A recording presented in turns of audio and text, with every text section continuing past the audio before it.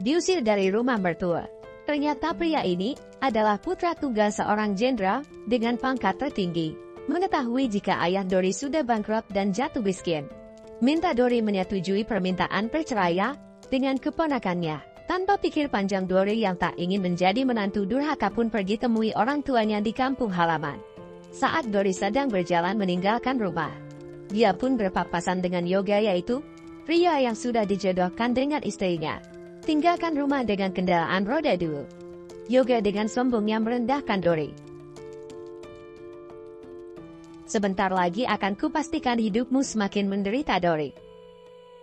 Menyusuri jalan permukiman warga desa, ternyata sekarang ayah dan ibu Dori tinggal di gang sempit.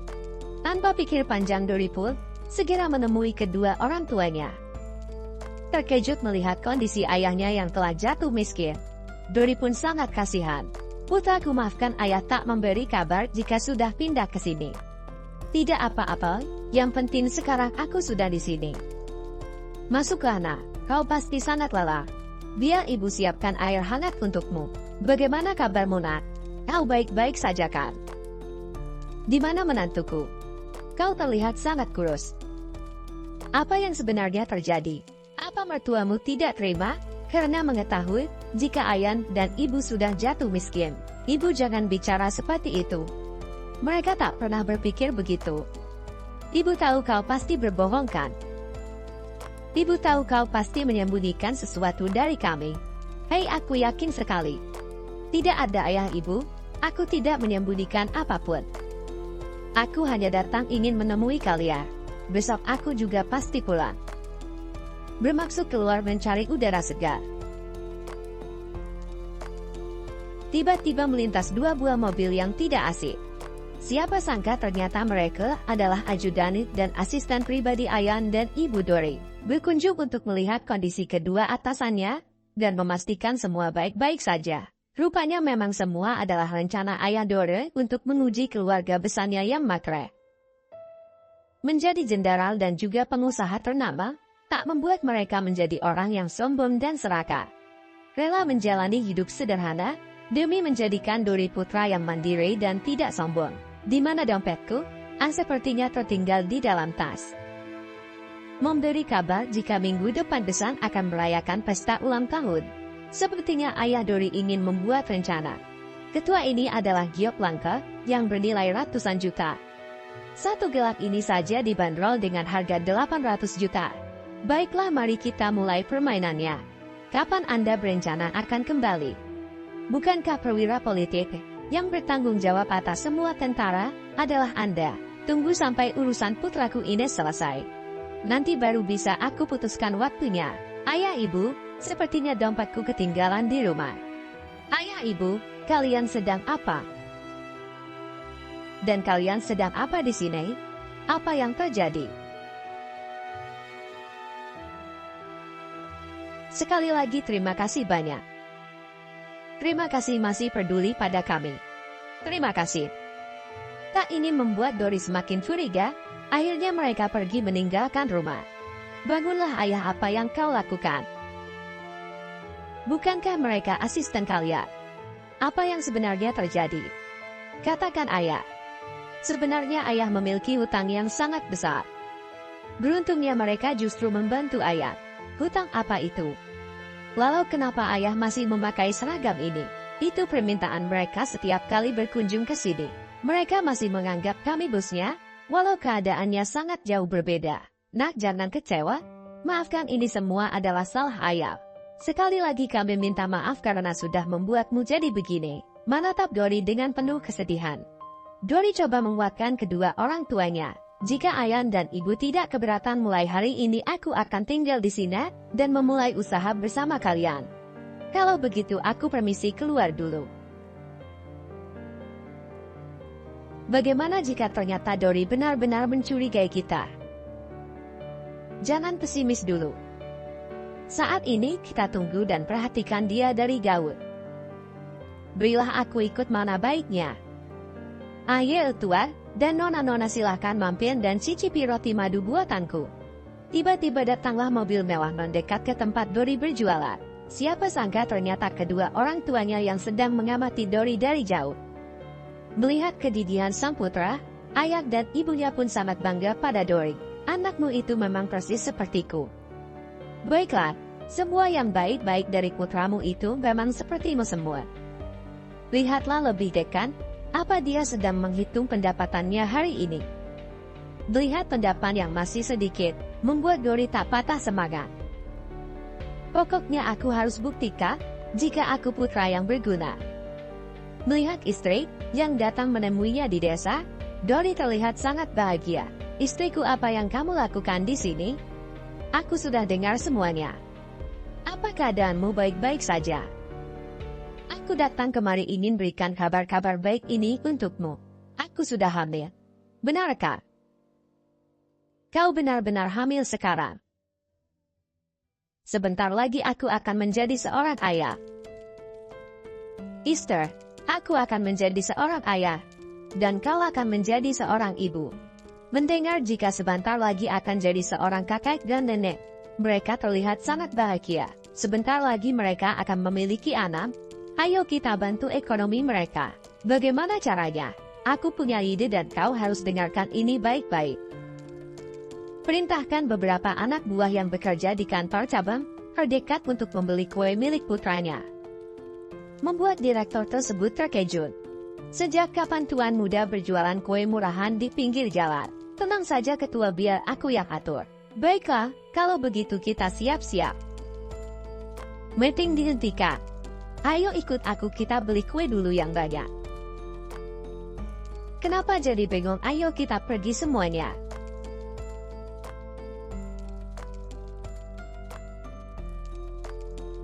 Tuan mau kue madu? Mumpung masih harga promo silahkan mampir dia, belilah beberapa. Sudah hampir sore tapi masih tidak ada yang mau membeliku madu buatanku. Kenapa kau tidak pindah saja ke sini? Kenapa memangnya? Ini aku ada uang 100 juta. Kau pakailah dulu. Apa yang kau maksud?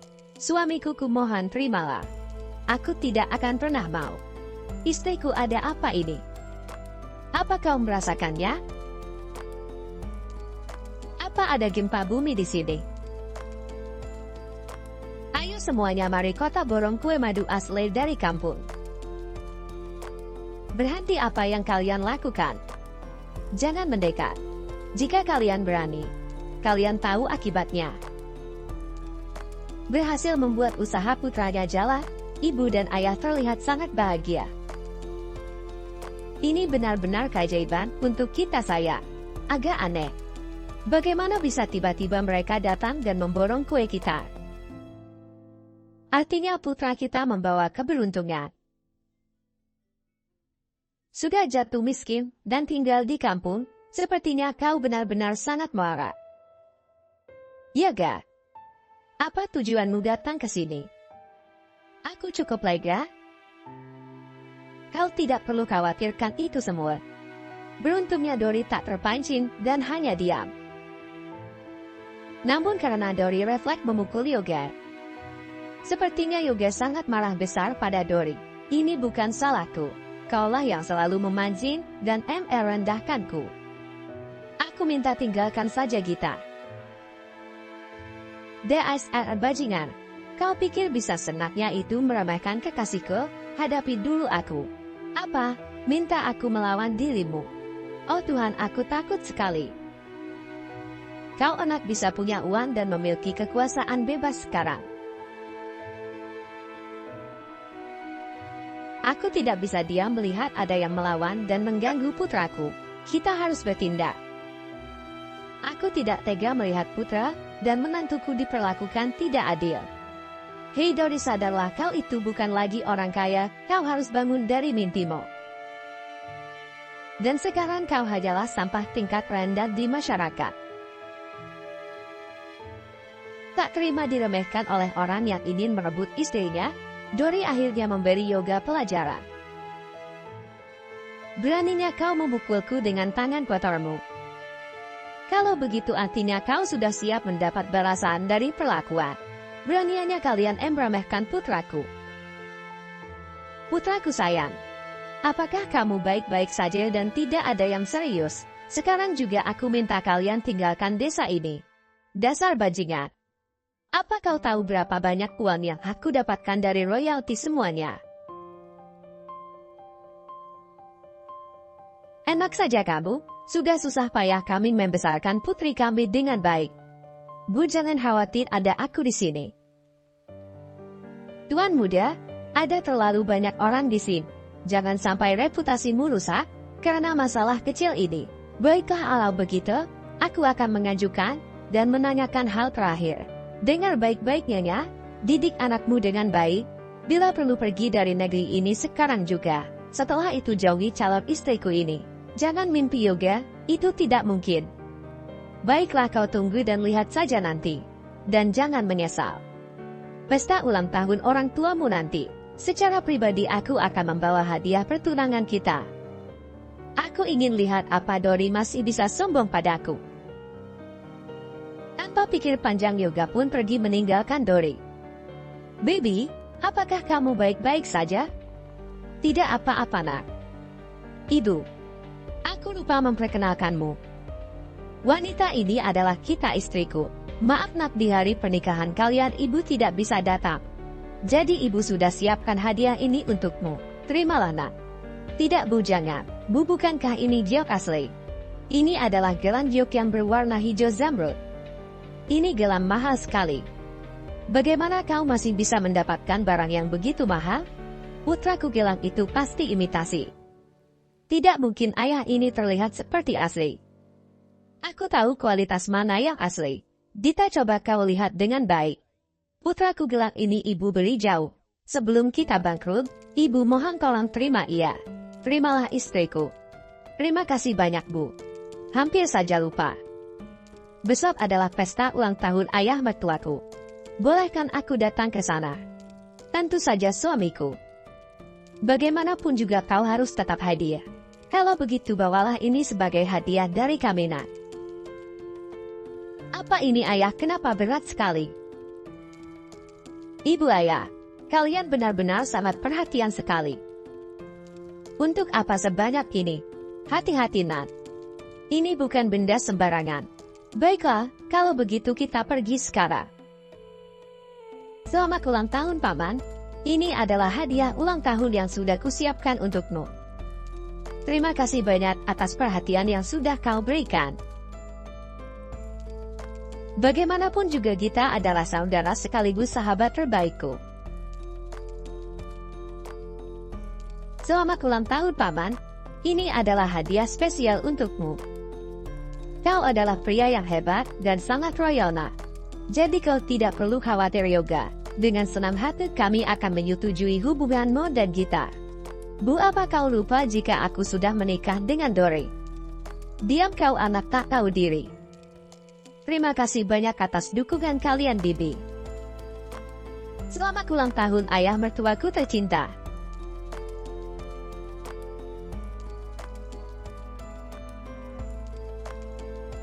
Selamat malam, Bu. Diam kau, pecunda. Ibu, apa yang kamu lakukan? Dulu aku menyetujui pernikahanmu dengan bajingan ini, karena dia bilang, jika dia adalah putra mahkota jenderal. Tapi lihat dia. Ternyata dia ini hanya penipu. Bu, dia bukanlah penipu, hanya saja saat ini, keluarganya memang sedang diuji. Aku tidak peduli. Sangat marah melihat kedatangan Dori ayah Gita Punturom, dan menghampirinya, masih berani membelanya. Jika sadarlah pria ini, pasti pembohong yang mencuri identitas orang lain. Dia sama sekali tidak layak untukmu. Aku yakin, sejak lahir Dori pasti adalah pria kampung, yang bermimpi menjadi putra bangsawan. Penasaran dengan hadiah yang Dori bawa, Yoga pun membukanya. Baru kali ini aku lihat seseorang datang ke acara ulang tahun membawa telur diikat emas. Apa kau sadar kau ini sedang datang ke acara ulang tahun, bukan ke acara sosial? Untuk apa kau bawa telur ini dan repot-repot mengikatnya? Ini bukan telur sembarangan begitu yang ayahku katakan. Kalian jangan salah paham dulu dengan semua ini. Omong kosong. Kau pikir kami semua di sini orang bodoh? Anak kecil saja tahu ini apa. Daripada kau repot-repot bawa telur, lebih baik kau buang saja. Dengan teganya ibu mertua Dori membuangnya di hadapan semua tamu undangan. Maafkan kedua orang tuaku, Doi. Aku mohon jangan marah pada mereka. Begitu melihat gelang giok jamrud milik kita, Dina yang tak lain adalah kerabat kita pun menghampiri dan memeriksanya. Jita, dari mana kau dapatkan gelang Kaisar Jadeti? Siapa yang memberimu? Katakan padaku siapa orang itu. Gelang itu tentu saja ibuku yang berikan padanya sebagai hadiah pernikahan kami. Jangan bicara omong kosong. Hanya keluarga besar dan berpangkat tinggi yang memiliki gelang semahal dan langka ini. Sejak awal aku sudah menduganya. Aduh, menantuku sayang. Menantuku yang baik hati dan sangat dermawan. Selama ini ibu hanya bercanda. Tolong jangan diambil hati ia. Tidak apa-apa, Bu. Untuk itu tolong jangan pernah kalian pisahkan aku dengan Jita. Tentu saja. Siapa yang mau memisahkan kalian berdua? Tidak bisa. Aku sangat menolaknya. Apa kalian lupa di sini? Siapa aku dan apa kedudukanku? Aku sangat yakin sekali tidak hanya penipu, bajingan ini juga pasti seorang pencuri. Aku hampir saja tertipu olehmu. Beraninya kau menipu kami semua di sini. Aku yakin sekali pasti ada rencana busuk yang dia ingin lakukan pada keluargamu, Gita. Suamiku, bicaralah. Jangan diam saja, katakan yang sejujurnya. Kau tahu gelang itu tidak mungkin dimiliki oleh orang sembarangan. Mereka pasti adalah orang terhormat. Jenderal, aku baru saja menerima pesan dari ajudan yang memata-matai Tuan Muda. Sepertinya saat ini Tuan Muda sedang dihina dan dipermalukan. Apa? Beraninya mereka semua menghina dan mentertawakan putraku. Suamiku ini sudah tidak bisa dibiarkan. Katakan pada mereka semua siapa putra kita. Jika kalian mengusirnya, artinya kalian semua ingin aku juga pergi dari tempat ini. Bagaimanapun juga dia adalah suami yang harus aku hormati. Rombongan ayah dan ibu Dori pun tiba di lokasi. Istriku, kau sudah siap masuk ke dalam. Aku sudah tak sabar dan ingin lihat siapa orang yang sudah berani menindas dan merendahkan putraku. Buka mata kalian lebar-lebar, Pama. Pria ini pasti sudah mencuci otak putri kalian. Buka matamu, Gita. Percayalah, pria ini hanya ingin memeras keluarga kita. Jangan bodoh. Dasar kau sampah, beraninya kau mempermainkan keluargaku. Pokoknya aku mau kau pergi, cepat pergi. Siapa yang sudah berani menghina dan merendahkan putraku? Berani sekali kalian melakukannya. Ibu, ayah, bagaimana kalian berdua bisa ada di sini? Keluarga kaya raya katamu. Sangat memalukan. Mamam, apa salahnya jika mereka saling jatuh cinta? Menurutku tentu saja itu salah. Karena mereka tidak sepadan. Tuan Dong, terima kasih sudah datang. Kami sangat senang sekali. Suatu kehormatan kalian bisa hadir di acara kami ini. Selain itu, aku juga datang dengan membawa hadiah, yaitu kontrak kerja bernilai 200 miliar. Kalian dengar itu? 200 miliar. Baiklah Tuan Dong, jangan khawatir. Putriku hanya pantas untuk putramu. Aku tidak sudi menikah dengannya. Diam dan tutup mulutmu, Gita. Kau tahu ayah Yoga itu bukanlah orang sembarangan seperti keluarga suami miskinmu itu. Bagaimana jika harga pengantin yang kami berikan lebih baik dari milikmu? Apa kau bersedia bawa putramu dan pergi? Dan juga kalian harus minta maaf pada putraku. Hei pengemis miskin dari kampung, jangan pernah mimpi bisa mengalahkan hadiah yang ayahku berikan. Asal kalian tahu, kalian itu bukan siapa-siapa. Jadi jangan mimpi.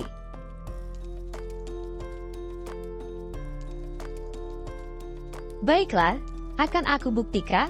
Jika aku dan keluargaku bukanlah orang sembarangan, bangunlah dari mimpimu, Pak Tua.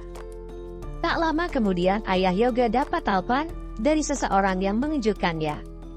Ada apa, ayah? Tidak mungkin, apa yang sebenarnya terjadi? Aku baru saja dapat telepon dari salah satu petinggi yang mengatakan, jika aku sudah menyinggung perasaan jenderal. Siapa jenderal yang dia maksud? Putriku, tunggu apa lagi, cepat kau ceraikan bajingan ini. Kau lihat, ayah Yoga baru saja mendapat ancaman. Ayah yakin, mereka pasti mengenal dekat keluarga Yoga. Hei kau Dori, aku minta lebih baik sekarang juga kalian pergi dari tempat ini. Dan ceraikan Jita.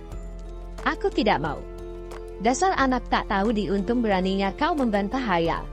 Bagaimana ini? Kalian secepatnya harus berikan aku keputusan. Jangan main-main denganku. Selamat malam semuanya. Apa yang sebenarnya terjadi? Mengapa jenderal menghubungiku dan mengatakan, jika keluarganya sudah ditindas. Yang Mulia Gubernur, terima kasih atas dukungan Anda sudah mau hadir di tempat ini. Apa yang sebenarnya terjadi? Kenapa ada keributan? Ada apa? Apa kau keberatan? Kau ingin menganggap ini salah kami? Apa kau mau menangkap kami? Tidak mungkin. Jenderal, maafkan aku. Ini tidak seperti yang Anda dengar. Gubernur, apa yang kau lakukan mereka ini hanya orang kampung. Untuk apa Anda sampai berlutut? Kalian bodoh. Apa kalian tidak tahu? Kami tahu, mereka ini hanyalah orang kampung miskin yang bermimpi ingin jadi orang kaya. Dasar manusia bodoh tak tahu diri. Apa kalian tak tahu jika beliau adalah jenderal dan pengusaha ternama? Aku sudah duga itu. Sejak awal anakku pasti sudah salah paham. Kalau begitu biar kami pergi saja. Siapa yang izinkan kalian pergi dari sini? Bukankah kalian sudah kalah? Tahu kan apa yang harus kalian lakukan pada putraku? Ayo lakukan sekarang. Tentu saja ketua, aku mengerti. Kalian berdua ayo berlutut sekarang. Dengan berat hati Yoga pun berlutut meski dia sangat tidak menginginkannya. Tuan Yoga, bagaimana rasanya berada di level terendah orang yang sudah kawinan? Tunggu apa lagi, cepat pergi dari sini sekarang juga.